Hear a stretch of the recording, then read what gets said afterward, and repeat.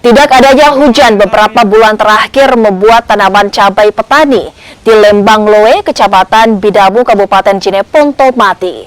Selain cabai, jagung dan ubi yang ditanam petani juga terancam gagal panen akibat musim kemarau.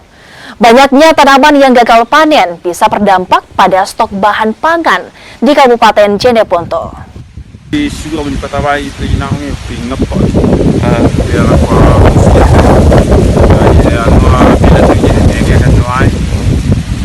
Jadi tegaman kondisi na batarata na kamne na kama ikana sulit kerja ne tegam kondisi na batarata ne ni lamu nga baji ji ya tegam kamu tu bilang baji ji tapi pun kerja ne mati ne kira-kira pun nanti mati pun tidak di kota bayi ya.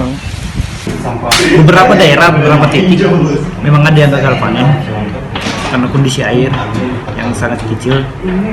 Makanya kami berharap bendungan yang ada di Karelo ini cepat beroperasi sehingga itu akan bisa membantu petani dalam melakukan aktivitas pertanamannya.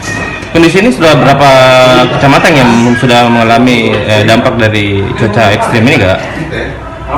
Sebagian besar di Kabupaten Cileponto.